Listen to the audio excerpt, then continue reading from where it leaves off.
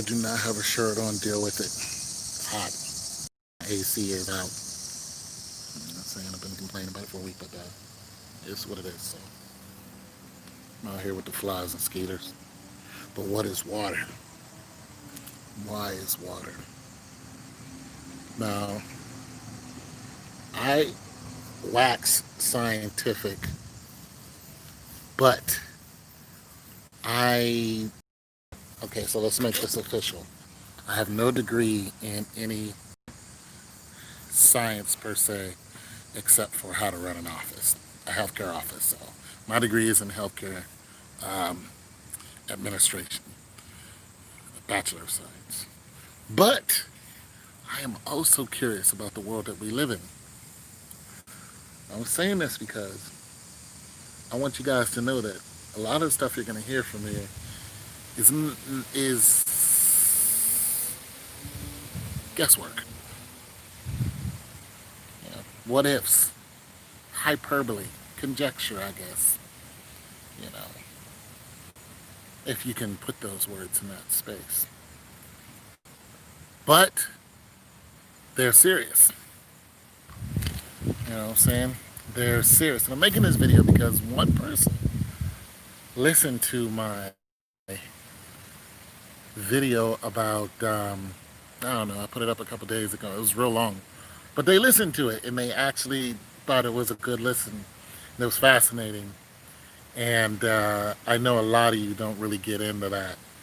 But I do have that small section of my mind that uh, is full of wonderment.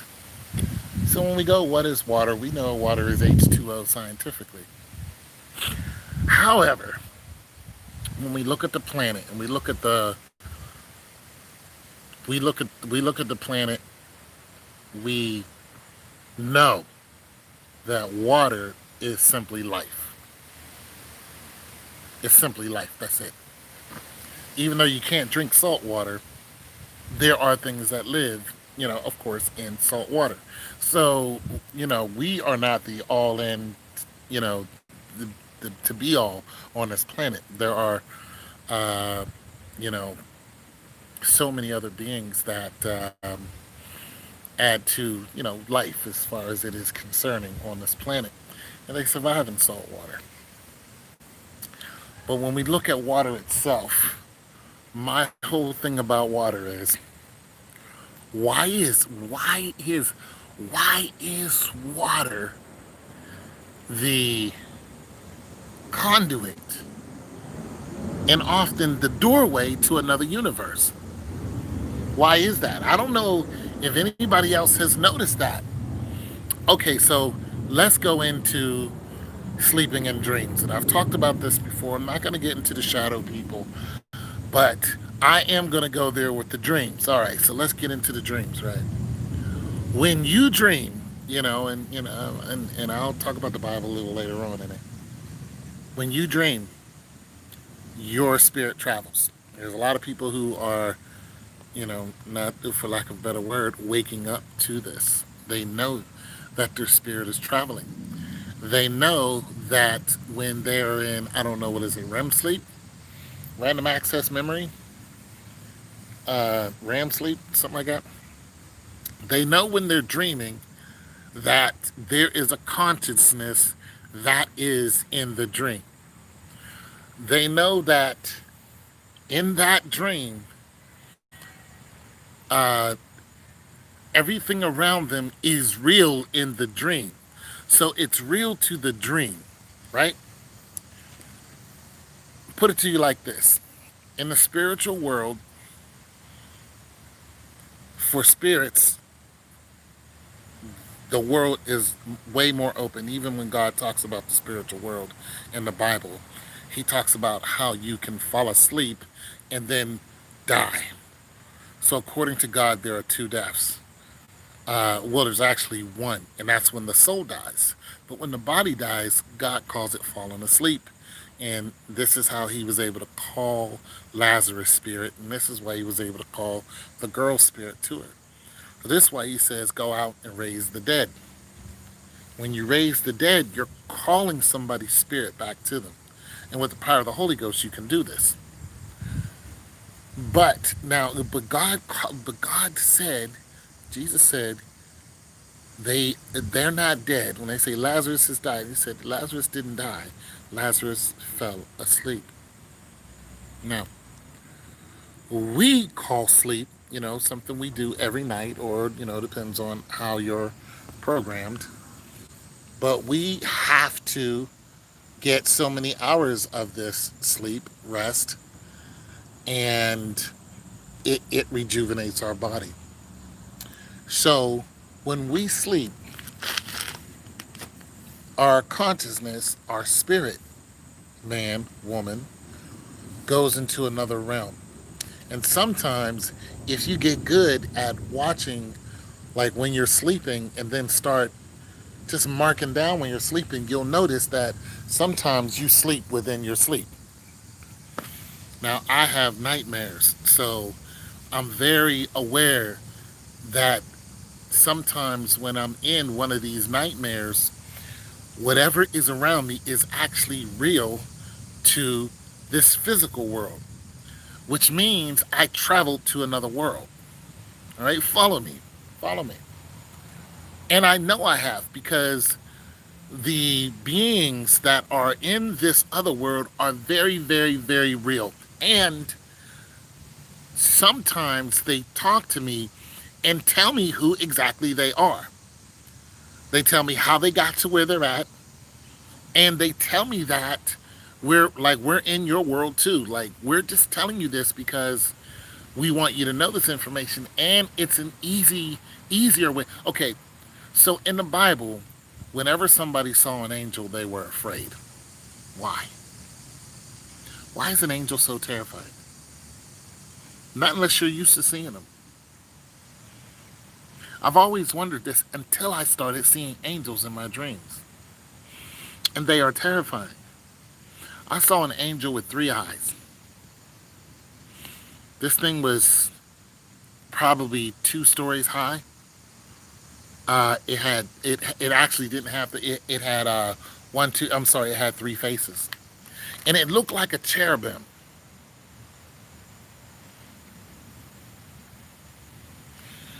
Well, that's there. We are no competition to the angelic host, right? Now we know this because when Job dealt with the angels, when he invited the angels into his home, there were men who thought the angels were beautiful and they wanted to sleep with them, right? This is in Sodom and Gomorrah, the two cities that forever burned and nothing can grow on them. Now, when the angels saw that they were, coming at them, the angels blinded them. So they hit him with a blinding light, boom, the men were no competition. We are no competition to the angels. But these angels turned themselves into beautiful. Usually, when an angel appears, some appear by fire, some appear and use fire. I don't know, it was Isaiah, whichever one of them angels it was, where the 50 soldiers that was sent by a king or whoever to get this prophet, and the prophet, and the captain of the soldiers said, "Hey, you're coming with us," and he said, "No, I'm not," and they said, "Yes, you are," and they went to take him, and all 50 men burned, and then 50 more men came, all soldiers, ready to go to war, and said, "You're coming with us." They tried to take him by force. All 50 men burned. Then the last group, 50 more men, showed up, but the captain humbled himself, and all of the men did too. And they said, "We would like it if you came with us." And he agreed. So let's look at that.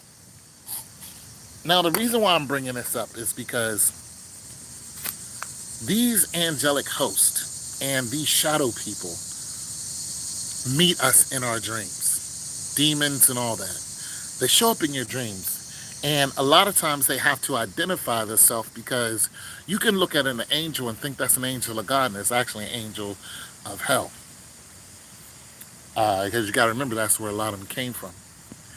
But the thing about water is, I'm getting back to water, because when you're dreaming, okay, so when you're dreaming, you go into these dreams, you realize, okay, I'm dreaming, especially if it's a nightmare, And basically, you wake yourself up like, this is a dream, I need to wake up. So you pull yourself out of it. And or when you're in that dream, whoever you're talking to in that dream, who's controlling the dream, sometimes there is an avatar that controls your dream and you're associating with it. And once they're finished with you, they let you go, and then boom, you wake up, right? So there are other universes, because I've dreamed within a dream. So there are other universes that we travel to when we fall asleep, right?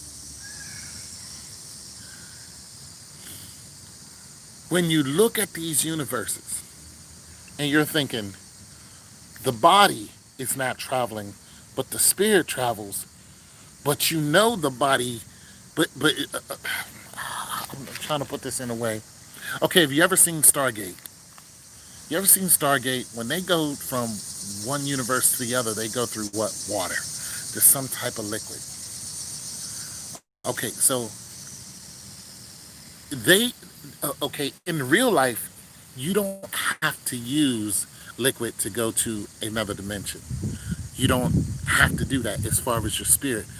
But how can the man part go to another dimension? And of course, people are already surmising they have to travel through water. Why is it that water is a conduit from one universe to the other? And is the conduit so far from us? There was a guy, well, there is a guy, his name is Maximus Black. If you ever look up When Cheese Fails, it's about a guy's commentating over a video game. And one day Maximus Black said, you know what, I had a dream that I was in the ocean. And he said, and there were beings that were coming out of the ocean and they were talking to me. And they said, you need to come with us.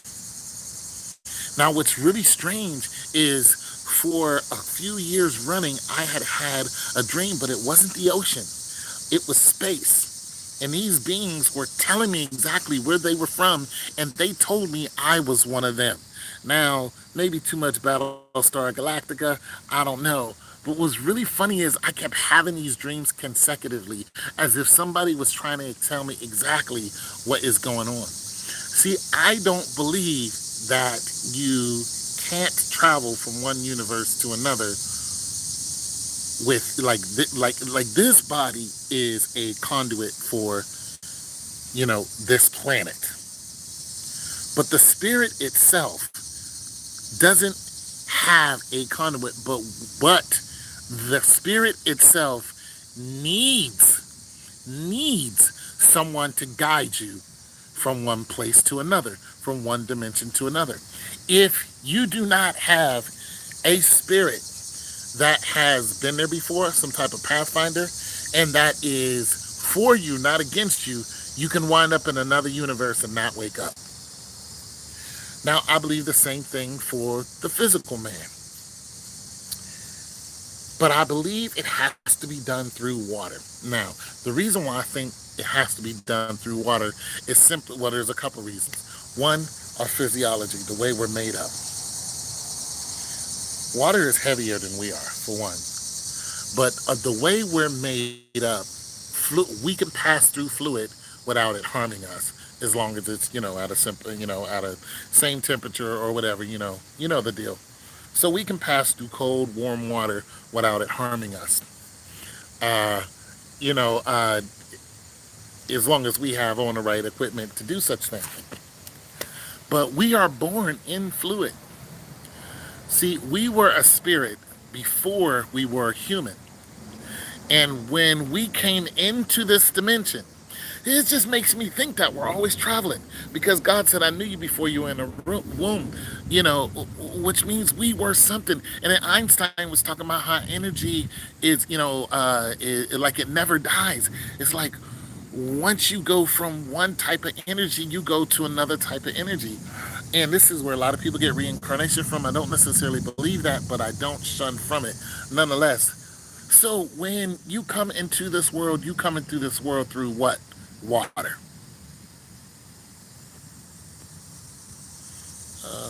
R.I.P. Hanambi. Who's that? Who's that? Okay, so yeah, R.I.P. So you come through water, right? You come through as a baby. Now you're actually breathing. I'm out here getting bit up. I'm gonna go in the house. Okay, so you're actually breathing, right? You're breathing water.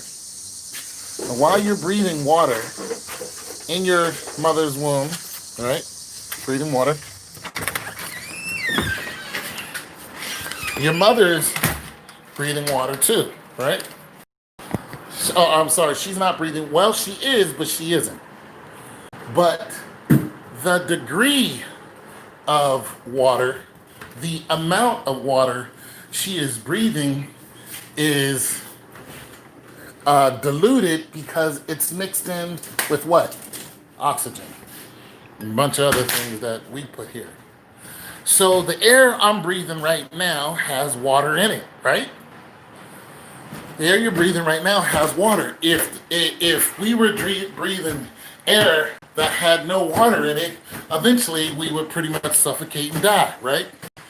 So we have we have water on both ends. We have water that is, like ocean water, and we have water that is mixed in the air, correct? I know it sounds a little off, but bear with me. So we have water that's mixed into air, and we're breathing water. Now, I'm saying this to say this.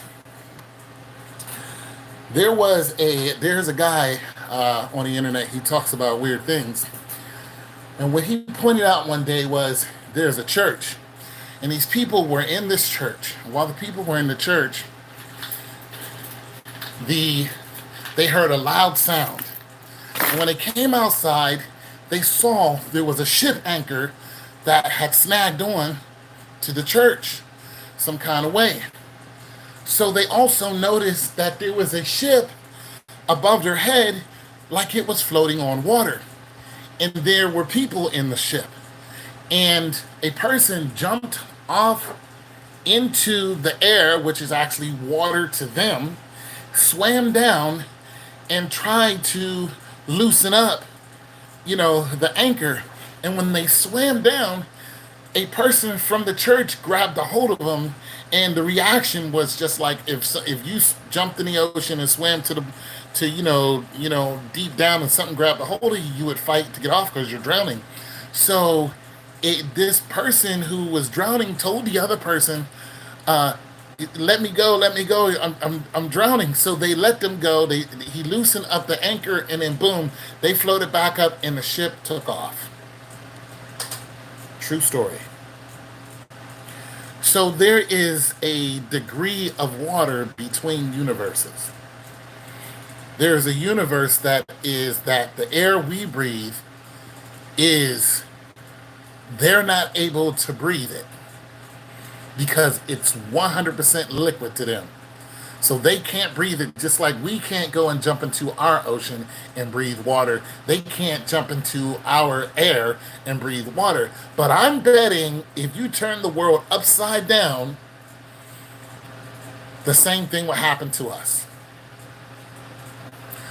Now, the ocean is deeper than what we thought, right? We thought that the Marianas Trench was 5 miles deep. The Marianas Trench is not 5 miles deep. The Marianas Trench is the Marianas Trench,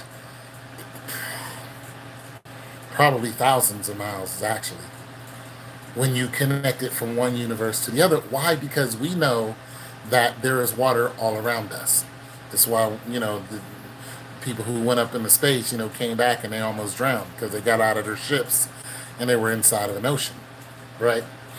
Okay, so we also know that there are platforms to heaven because the Bible says the heavenlies, but it doesn't say that there are platforms to hell. It doesn't say the hellies. It says the heavenlies. There are different heavens, and some people believe that the devil is in hell. Well, I heard a preacher say the devil's not in hell. He's actually in one of the heavens. I don't know if it's true or not, but I just heard him say it. And I thought, well, that's interesting. He also said that he was praying and he knew somebody who was praying. I think somebody in the scriptures, and while they were praying, the angel that came to them said they had to fight through, like through heavens, in order to get to them. This is why it took them so long. So this is a tangible effort made by a spiritual being. When I had these dreams and angels were talking to me, I saw an angel in hell and I saw an angel in heaven, and they look completely different, but there are many types of angels. Now, the one angel I saw in hell actually, okay, so the way the dream went is I went into hell and I was covered in feces and just miserable, right? And there was this dark room with very little light. And I saw a being, in there. So I was able to get out of whatever trash I was into. And when I saw this being, it was just sitting there. It was mostly all black, uh, covered in black. And I sat beside it and I looked at the being. And I said to the being, I said, "You were an angel before, weren't you?" And being didn't say anything. I said, "Well, why can't you go back to heaven?" And I said, I was like, "You were great before, yada yada yada." And I told the angel, I said, "God should take you back. You should go back to heaven." And then the angel turned into its true form, and it rose up. It, like I said, was about 2 story. It had 3 faces. It had a huge wingspan, and it disappeared and returned in a flash. It just like, and it was sitting right back beside me with its head down the same way. It got denied. It went to heaven, got denied, and came back down. Now, I don't think it went to heaven in a flash and then came back in a flash. I think that's our reality because God talks about how fast 1,000 years is to Him and how it takes 1,000 years for Him to do things. So God's reality, His mind, His way of doing things is so far different from what we think. So I think this being went up there, had a long conversation with the Lord, and came back down, and it was like a second to me, but it could have been 1,000 years to him. You know what I'm saying? They could have been talking for 1,000 years, and God said the same thing, denied. But the angel showed me what it looked like, and I never forgot it. Never forgot it. I went to heaven once, and because I said to the Lord, "You keep showing me dreams of hell, you making me think I'm going to go there." I said, "Why don't you show me what heaven looks like now?" In the scriptures, Christ talked about hell more than he talked about heaven because he didn't want you to go there. So he showed me, he took me to heaven. And the thing I noticed about heaven was all the colors in the spirit are so much intense, brighter. They are more deeper in color. It's ridiculous. It's the blues, yellow, greens are just it's just out of this world what they look like. And you're not on planet Earth. So he had this huge feast, and there were a bunch of humans, there. And there was this huge table, and the angel sat at the end of the table. Had to be 12 feet, had a huge wingspan, looked like something out of a cartoon. But he was very, very real and talking to us, and he was happy to see us. And he was like, "Go ahead, eat." But we weren't hungry. You're not hungry, but if you want to indulge, you will, but it's not greed. You know what I mean? It's not like, "Oh, I'm just going to eat." It's just like you can eat if you want to, but you're really not hungry. You don't feel those feelings when you get to heaven. You don't have pain and all of those things. But you do realize that heaven is so different from earth. Okay, and then we returned, and we talked. He talked with a bunch of us, and then we returned.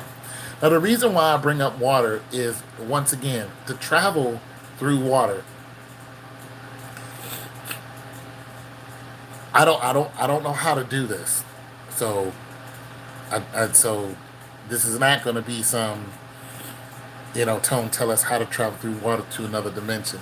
I I can't even like imagine, what signature that you have to have.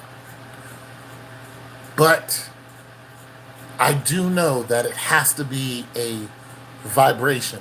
So there has to be, in order for this body, let me slow down. Okay. Your body is moving at a certain speed always. When you look at your molecules, you know, and when you look at the molecule of a human, basically what you're made of, not your DNA, that's what type of person you are, but your molecules itself, what's, stacked together like pixels, and then boom, you come out. When you look at your molecules are moving at a particular speed. This is why hot is hot to you and cold is cold to you. Because when something is moving too fast, it becomes hot. When something is moving too slow, it becomes what? Cold. So it's basically a manipulation of hot and cold, and your body is telling you this is moving too slow, this is moving too fast. And because they're moving too fast or slow, your molecules have a reaction to whatever it is that's moving. Uh, so, in order to move, like we move through air, right? Unless the wind stops us, or unless there's something in the air that stops us from moving through it, like the air can become dense, or the air can become moist, right? Or the air can become dry, right? Right? All of these are true. So we move through water all the time, but it's a signature that allows us to move from one area to another within water, and that's really what it is. Our molecules are giving off a signal that allows us to move from one place to another, and that is what it is. In order for us to move through another universe or to another universe, we, this is the skin, this is not the spirit man, we would have to know the signature of the universe that we're moving to. And we would have to vibrate at the same rate of speed that the other universe is vibrating at. And we would have to hold that vibration. Now, in order for us to actually pass through it, the door would have to be what? Water. We would have to have some type of liquefied entrance and exit, just like the way we got here. Not the way we're leaving, though, but we're leaving. We got here through a liquefied entrance. We would have to be birthed into another world, the same with the same concept. And I believe these other worlds are there. I don't believe that there are these universes and universes out there that we can get through with a spaceship. One, the so-called Van Allen belts, the radiation that's going around, around the planet. I just don't believe in none of that. I don't even believe there's such thing as uh, space. I don't believe there's too much of it. I don't believe it is much of it as we think it is. I don't believe that you can get to the moon. I don't think the moon is millions and millions of miles away. I just don't. I don't believe that whatsoever. I believe the moon is very, very close. I believe the sun is very, very close. And I don't believe it's this huge ball that's millions and billions, so big and all. I don't believe in none of that. I don't believe in that. Now, I can't tell you exactly what it is, but I don't think it is what scientists has been telling us. I don't believe that whatsoever. Where that energy is coming from, I couldn't tell you. I haven't investigated. But nonetheless, what I do believe is that there are many worlds, and there are many worlds that can be traveled to. And I believe this because I've been traveling to them. I've seen them over. I've talked to people. These people have talked to me. They've said so many things to me. It's just crazy. And, I've seen things that are unexplainable. I've seen areas of space that are so large that it make the planet Earth look like a tip of a pen. Just unbelievable. But it wasn't a bunch of dark space. It was actually white. It was very white, but it was very understandable. It wasn't like a blur of white. You know what I'm saying? So I just don't believe what scientists are telling us. All right, I've been to a world where there's nothing but water. The whole world is water, and there is no night, not whatsoever. But the whole world is water. So, and I've been to other worlds, but nonetheless, I truly believe, and now that I'm thinking about it, that whole world was water. And with that concept in mind, there was a door. I wish, see, only thing about this is it's a very dangerous thing to try to illustrate how this works. Because unless I got the blessing of God and He sent an angel, and that angel was like, I'm gonna show you this, but you gotta stick with me. Because if you let go of my hand or do something that I tell you not to do, then it's lights out for you, buddy. You're gonna be lost.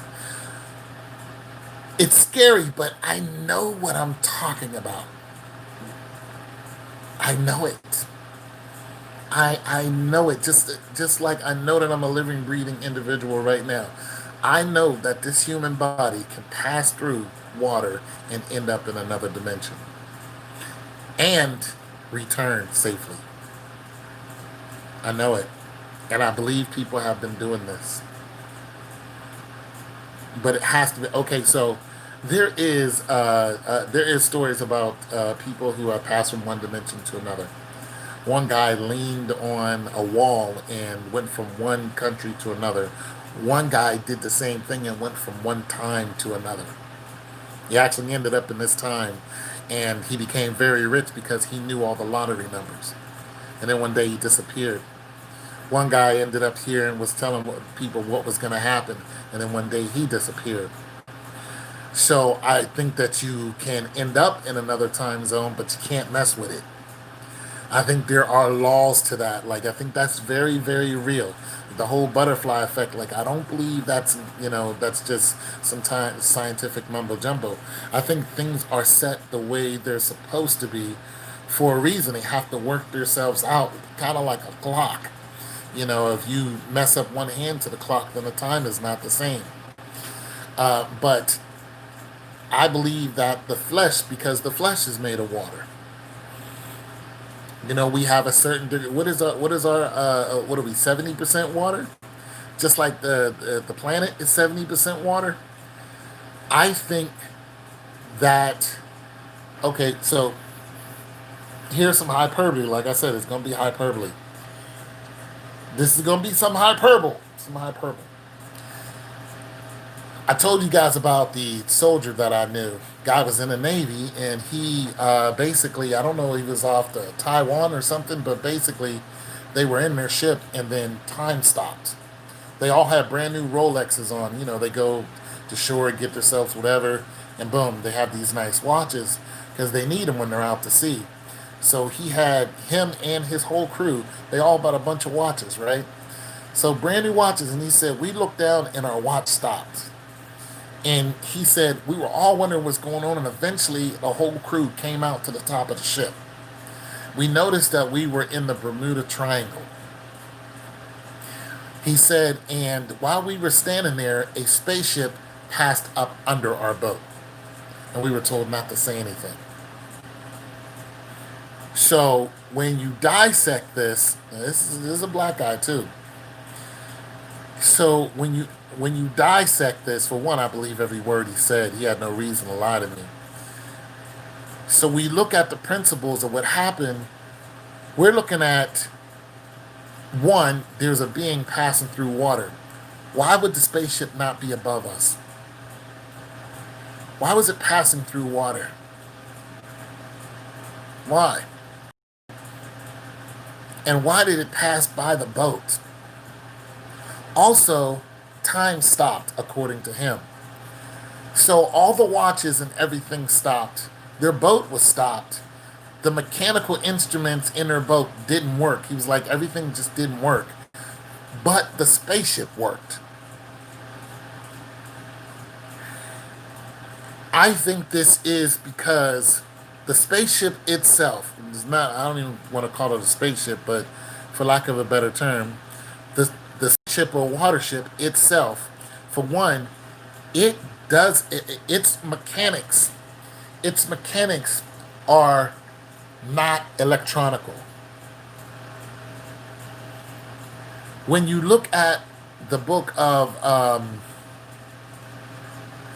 Ezekiel, chapter 1, Ezekiel talks about a spaceship. He was talking about, he saw a metal object that had eyes of fire all around it, which are lights. And he said it was a wheel within a wheel. Now, we've seen spaceships and we know it turns and then, something else is turning on top of it. And this is that song that, a lot of people are talking about, God is a wheel within a wheel. They actually got that from the book of Ezekiel where he was talking about a spaceship. All right? Black people can turn anything into a song. But nonetheless, so he said he saw the spaceship and there were beings all around it. And everywhere the beings went, the spaceship went with them. And he said the beings had four faces. Flowing water is clean. Stagnant water is filthy. Oh, 100%, but it's still water. It's still water. Some people say it's a chariot. Yeah, this is true. I've heard this too. But we have, okay, who was it that went up in the chariot? What's his name went up in the chariot? Methuselah's son. God, I forgot his name. He went up in a chariot. He never died. Enoch. Right. Enoch went up in a chariot, right? Uh, you know, the, they came down, snatched him up, boom. Enoch went up in a chariot. So, boom. But that chariot looked different from what Ezekiel was talking about. I mean, you can just go to the Bible and read it.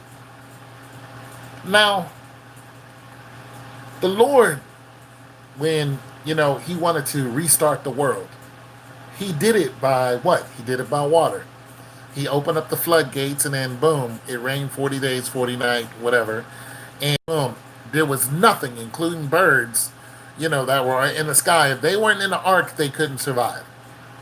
40 days, 40 nights, you flying, you eventually get tired, boom, water takes you, boom. So nothing survived, right? God restarted everything. And then, Noah's Ark was found on Mount Ararat. But why did he use water? And then he said he'll never use water again. So he says when this happens again, it'll be by fire. We know it's going to be by nuclear fire. Now, the world is, like I said, 70% or 77%, water. I don't think this is an accident. Now, of course, water has all kind of purposes and needs to it. But nonetheless, I don't think we're using the actual need of all of this water. I'm not convinced whatsoever. You can't tell me God put all this purpose on a planet, and our purpose is to sit around and go to church every Sunday and go to work, come home, raise kids, get old, and die.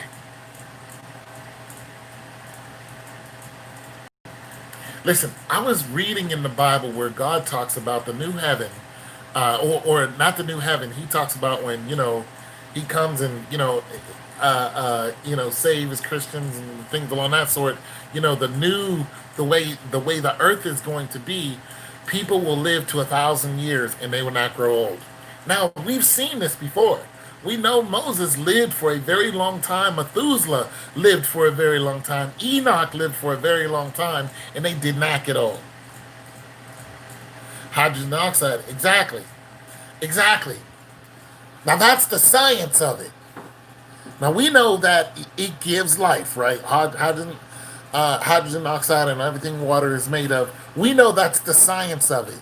We know that it gives life.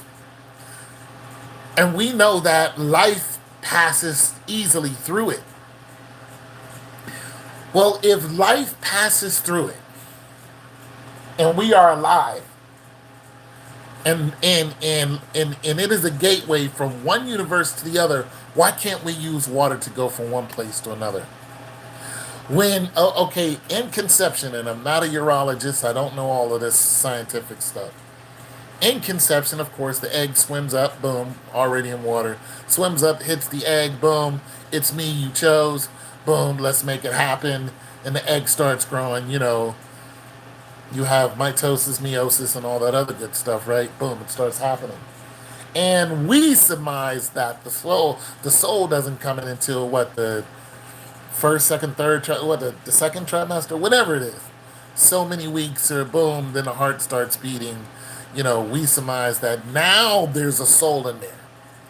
This is what the whole, what is it, Roe v. Wade, I think? So this is what the whole argument is about. When is the soul there? When is there a soul in there? I think the soul started when the magnetic ability of the chosen sperm and the egg were connected. Boom. I think a soul was chosen right there and then. That's what I think. I think as soon as they touch together, boom, a soul is chosen. And I think the universe opens up on that ignition. I think it's the same. I think it's like a starter to a car. You turn the key and you hear that metallic click. I think that's exactly what's going on. As soon as that sperm hits that egg and that egg accepts it, boom, it ignites it opens a door to another universe, and whatever soul is chosen to go through there, that's when it comes through. That's what I believe. Now, if you take this action and you had a tub of water, right? I don't know how big, whatever. Say you got a tub of water, and you took whatever you think the egg and the sperm is made of.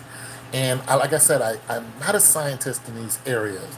So, but the egg, or the sperm itself, the DNA of a sperm coming from the man, all this other good stuff.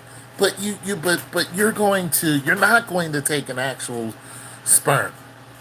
You're going to take an amalgamation of the sperm.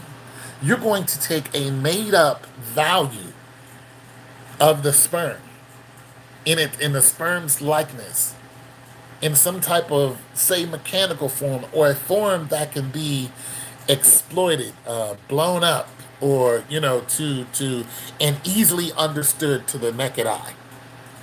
So you're gonna make it the size of a quarter. You say this is a sperm cell, and then you're going to say the basketball is the egg, right? But the properties of the quarter and or sperm, the properties of the quarter is going to be the same as a sperm. So you would have to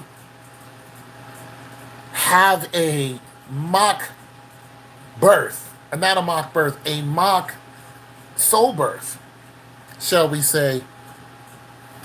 But you would have to make the quarter do the same thing, the cell, or do the same thing on a cellular level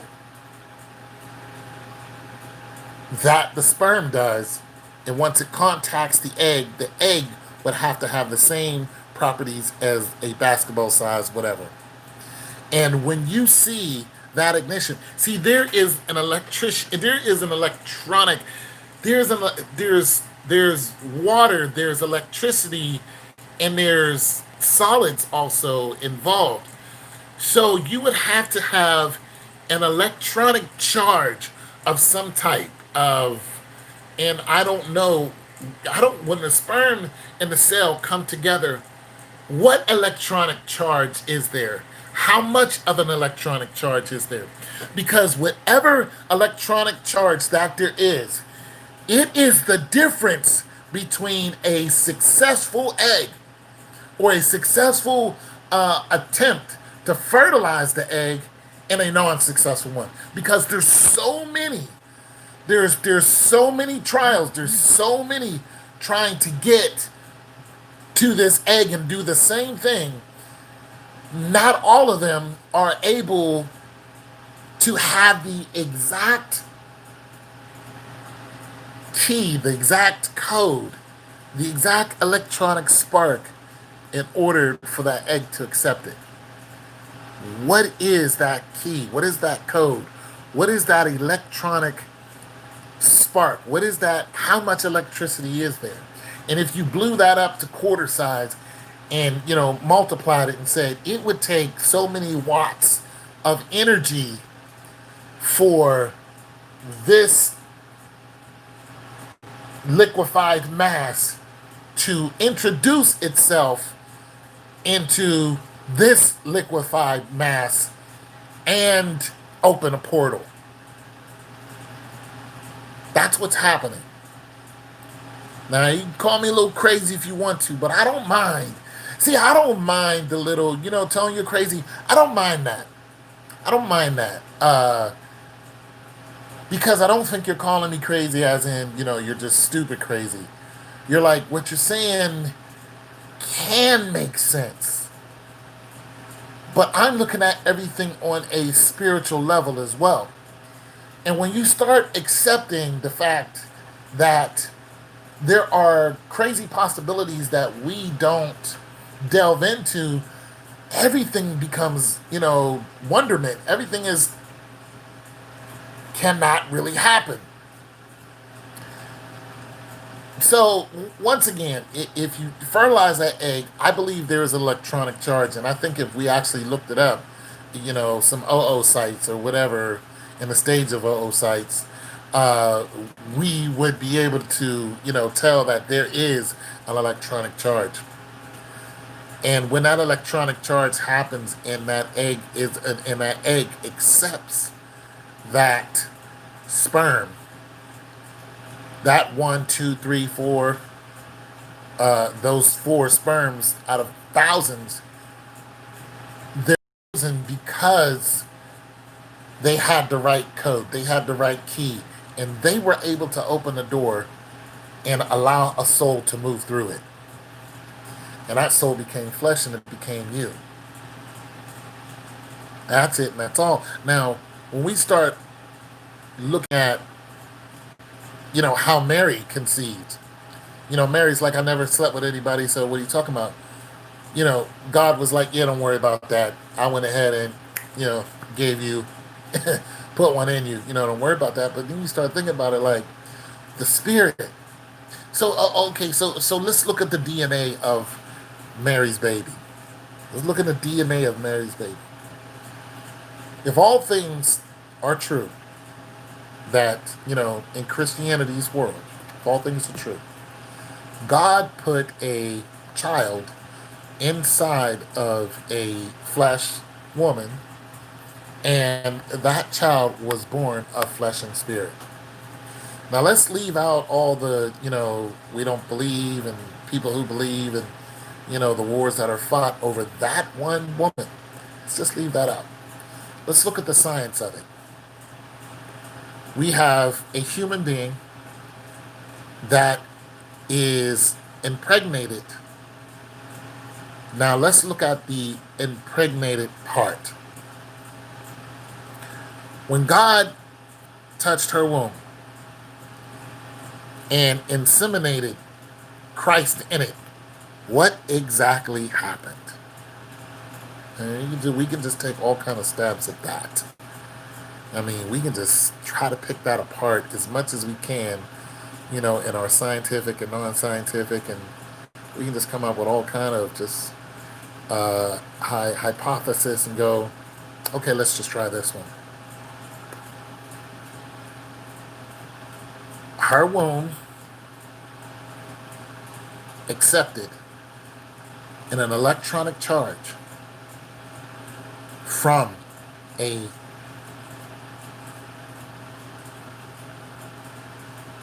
from a object that was not tangible. And the intangible became tangible.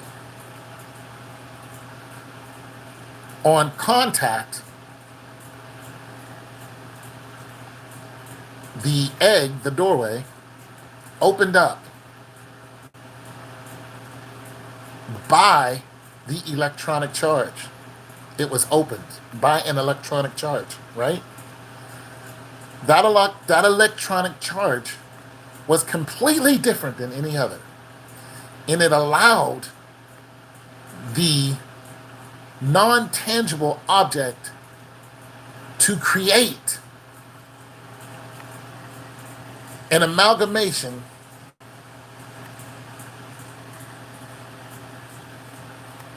of tangible and non tangible. In other words, the Holy Ghost. Like I said, let's take out the whether we believe it or not. But let's just try on a scientific, on a tangible level, let's just try to figure out what exactly happened to her womb. Being that we have somewhat of an understanding of what happens to every woman on earth when they are inseminated. So you take out one property, which is tangible. A man and a woman get together. The seed that the man puts inside of a woman is tangible. Its signature is known by what? The flesh. So it's vibrating on the same signature code that this planet is vibrating on. Meaning it can survive in this planet, in this reality. Whatever number that is, it's vibrating on, it's known to this reality. Right? What God did to Mary is he put a signature. He came to the door with a non-tangible object and opened the door and impregnated her with something that's not of this universe. Being that it, let me not say that. It is of all universes. Now get this. She was impregnated with the same thing that created the universe.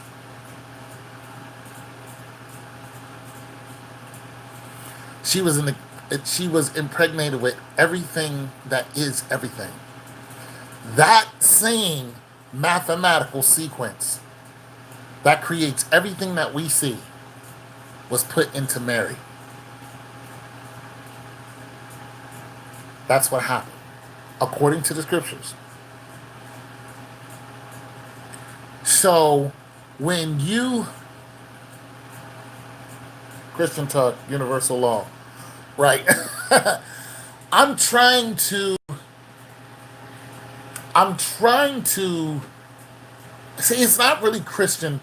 See, I'm trying not to put the Christian into it because you can go on forever and talk about, what's real and what's not real. But if we look at what's real, what we know that happens in the hospitals, from the bedroom to the hospital, to what we have read and have been taught within the scripture and happened 2,000 years ago, when we look at both those reactions, the Immaculate Conception, hey, what's going on, Lady G? How you doing? When we look at the Immaculate Conception and we look at regular conception, we can start to compare the two. You can compare and contrast the two when you try to figure out the makeup of the two. Now, you could get some scientists on here and they're going to give you a whole bunch of information, but if you are not into, a lot of what they say, then it can go right up over your head. So that's what's up. I'm not really trying to speak on those levels that I don't know of. You know what I'm saying? But I do study the spirit. So when I look at what happened to Mary and I consider, strongly consider the fact that every contact between man and woman, okay, I'll finish this. Every contact between man and woman on a sexual level is a way from one spirit to travel to another. You ever sleep with somebody and next thing you know, you're thinking the way they think? You're doing the same stuff that they do.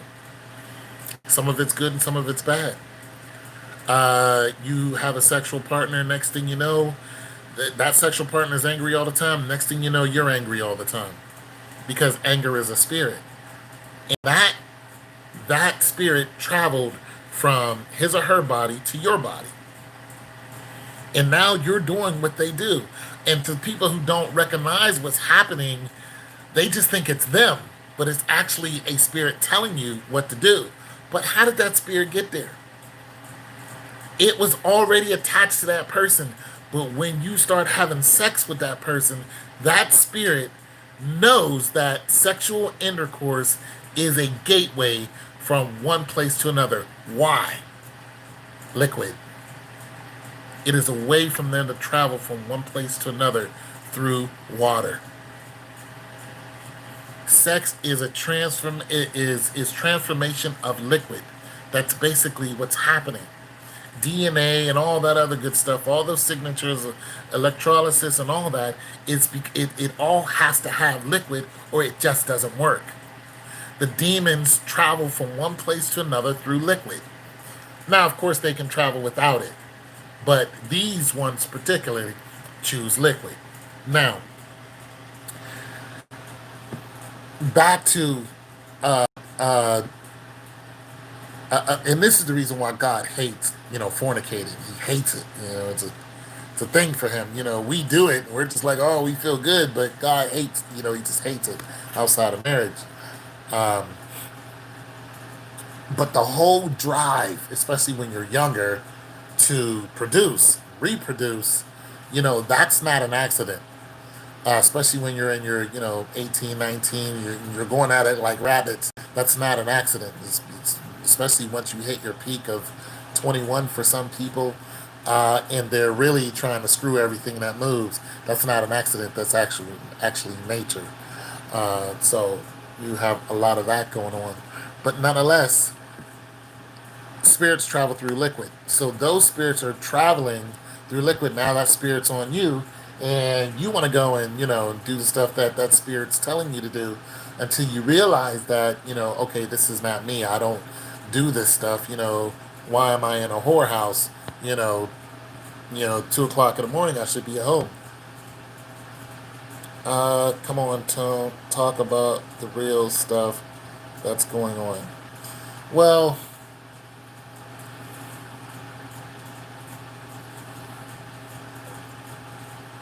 let me say this, because I will talk about that stuff.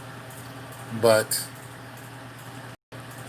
when I talk about this stuff, it is real to those who are listening.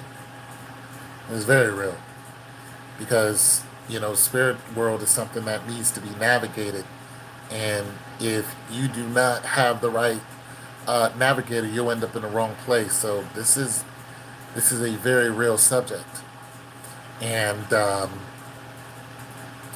some people don't understand the spiritual world, and I take it very, very seriously because I've seen people get lost in it. I'm lost in it and calling out, to the Lord, like, help me, because I just stumbled in a place I shouldn't have. So this is very, very real. I'm sorry that it's not a lot of the things that are going on in the world today, but it is part of why a lot of things are going on in the world today. And I'll come back on live and I'll talk about those things tonight. But I wanted to cover some of this because some people are very sciencey, and they want to talk about these things and try to get an opinion. And it's just a whole nother conversation that I have when you guys are doing something else. Somebody's hitting me up talking about these subjects and the possibility of these subjects, because we know this world is not what we thought it was. What is real? How do you define real? We know the reality is, we know that we're at the beginning of reality, because a lot of the turmoil that you're actually seeing in the world is because it's not what we thought it was. The police are here to protect us. We're finding out that that's not true. They're here to protect a certain group's interest. The planet is a spinning ball at 66 million miles an hour. We found out that that's not true. We landed on the moon. That's not true. We finding out that a lot of things that we have been fed to us in order to keep us, you know, basically sheep, in order to dumb our life down, in order to keep us quiet. All this stuff about who discovered what. We found out that it's all a lie. All of it's a lie. So this is where a lot of civil unrest is coming from, and it all coincides. It's not like this is a topic that is completely offhand. It all coincides. I mean, it just does. But I'll get to that when I come back. Nonetheless, so anyway, so what I was trying to illustrate is, uh, there are people who are thinking on the same level as we are, and looking at birth and then going, what exactly is birth? And how are, um, okay, so they created, I mean, they can clone you now, right? So they can take your DNA, make you somebody else. And we're not talking about deep fake. We're talking about in actually cloning a body. So they clone that sheep, Dolly, right? We think that the fish, GMOs, we think that the fish are being cloned. We think that the pigs and the cows are being cloned. And we think that every time you clone something, it takes away more and more of its original. And it can, and if that gets in you, then it's causing your body to have cancers and all this other thing. But nonetheless, when something is cloned, does it have a soul? When Dolly was created, we'll just surmise that sheep have a soul. When Dolly was created, it was a cloned sheep. Did the sheep have a soul? What do you guys think? It was just like the other sheep, looked just like it, act just like it. Did it have a soul? Was the electronic transformation enough for a doorway to open and allow a soul to come through it, when the sperm and the egg, the whole in vitro thing, when it was artificially inseminated and artificially created, are we able to create a soul? Now that's something to think about. Can we create a soul? Because I know there's all this effort for us to live longer and live forever, and I'm not sure I want to do that. But can we now create a soul, because we can duplicate the natural act of birth? And if we can, where's that soul coming from? Meaning, every time a male and a female, their reproductive properties come together, and that soul is created, is it coming from the same place that an artificial insemination, well, not an artificial insemination, because that's still natural properties, but just mechanically duplicating that process, is the soul, are the souls coming from the same place? Did God know those souls? Were those souls part of God's army, or wherever we come from? Is it part of this test that we go through? And do you believe that? I don't necessarily believe that, because, for one, we're not God. But we are opening a dimension from one place to another. whenever a child is created, not whenever the child's born. So we're opening a gateway from one place to another through water. Is it possible? How possible is? You ever see the movie Constantine? When Constantine wanted to go into hell, how did he do it? He put his feet in the water, didn't he? And his soul traveled through water into hell. And he was very conscious that his soul is in hell. And the beings around him chased him, grabbed him, and tried to stop him from leaving. And how did Constantine leave from hell back to his body? Water. Took the holy water, broke it, his soul went from one place to another. I know it's just a movie, but how far-fetched is that? Is that off? Or is that a concept that actually can happen? Can you, a full-grown human being? See, we always talk about how we want to go back to the womb and all that other stuff. But that's just the doorway in. But the concept is very, it's highly possible to duplicate the concept and travel to another dimension. I don't know how to do it because I'm not that guy, but the concept is highly possible. You can be reborn into another dimension. I don't know if you want to go there, but nonetheless, I believe it's highly possible. And I mean, I don't sit around thinking about these things all day, but it's just fascinating stuff to think about. Okay, but picture this.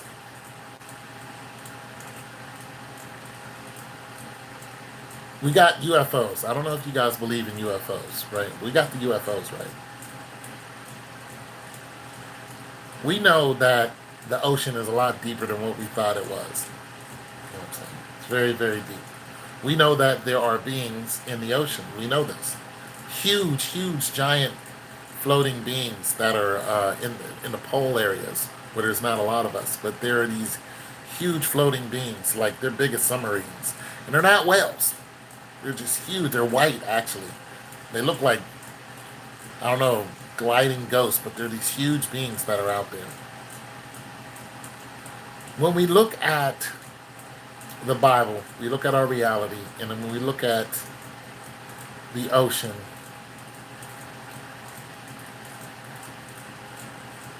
and when you see these beings, these so-called aliens, you realize they're coming from somewhere. And they're using the metal ship to travel from one place to another. We know, according to what, the guy saw, that the Bermuda Triangle affects our mechanics.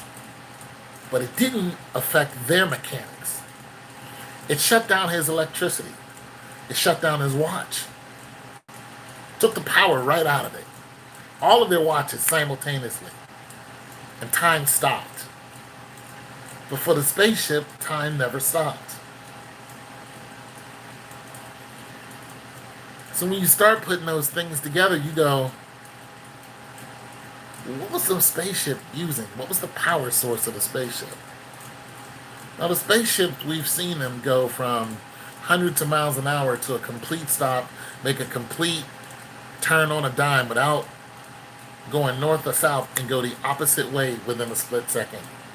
And we've seen them accelerate to thousands of miles an hour with no effort.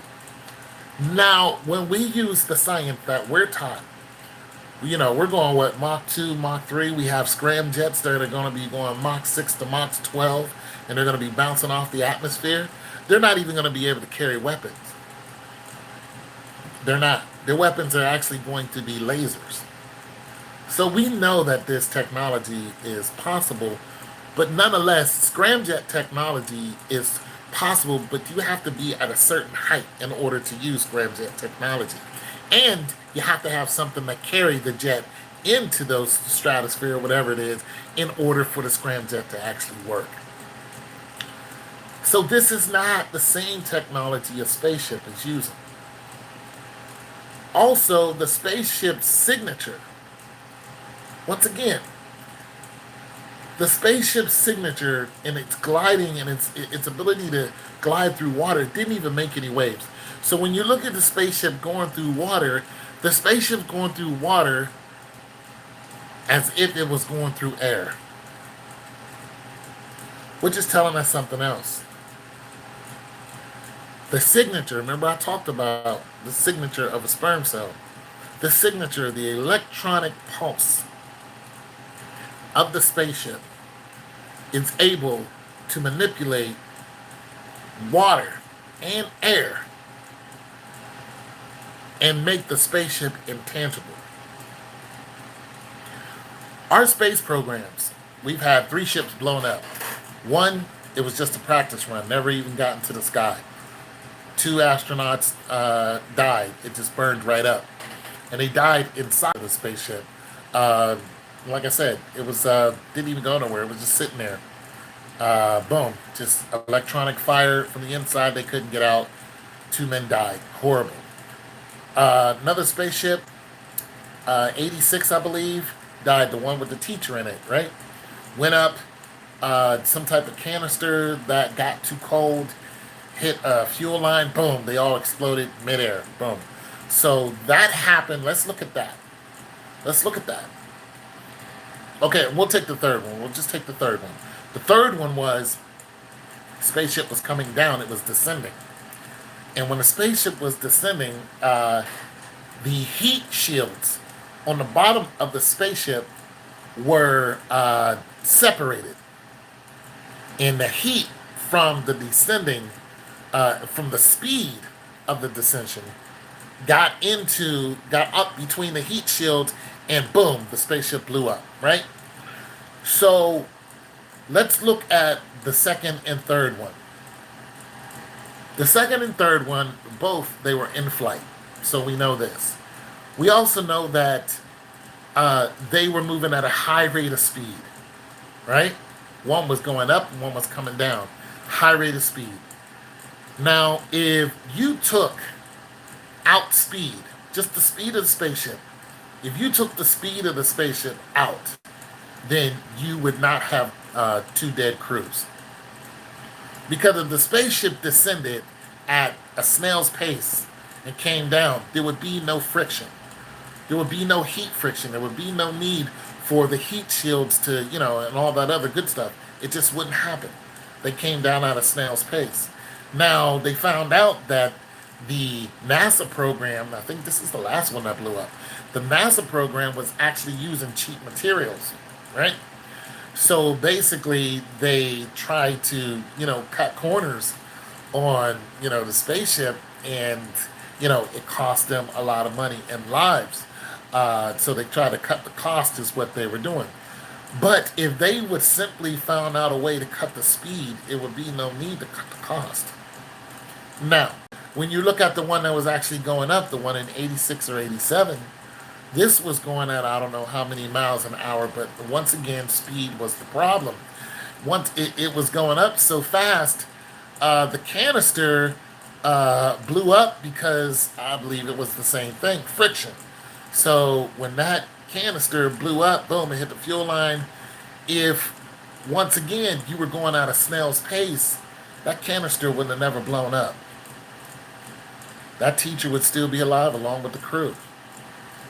Would have never happened if you were descending at a snail's pace. If you didn't need speed, if you didn't need all of that fuel, plus all that fuel, helped blow up both spaceships. They disintegrated. So if you didn't need all that speed, if you didn't need all that combustible energy just to get into the atmosphere and or to descend, then you would take away some of the problems of the space program, and we wouldn't be relying on Elon Musk. Now, how do we do this? How do we kill 2 birds with 1 stone, save a bunch of money, and a lot of lives. Well, when you look at the spaceship, you go, the spaceship is able to traverse water and air and move from one direction to the other at a blink of an eye and keep the same speed. It doesn't need to turn. It doesn't need to corner. It doesn't need none of that. It can go at Mach 2, one place, boom, stop, turn around, Mach 2.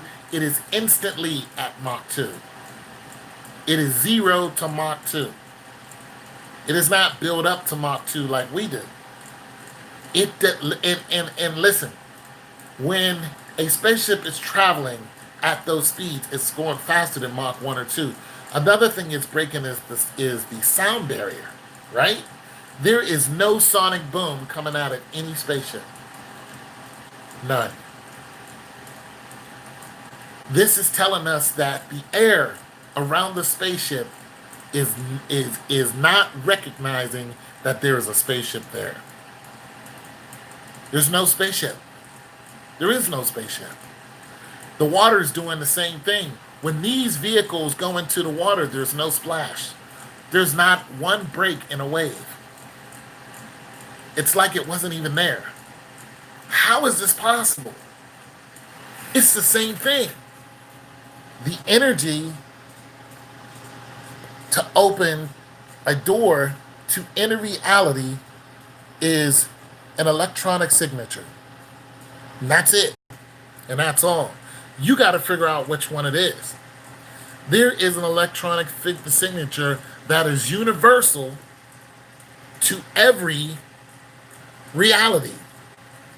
The spaceship can go from this reality to a different reality because it can transfer signals. It can simply jump from one reality to another by transferring signals. When you dream and God takes you from one reality to another, how is he doing that? He's transferring the signal.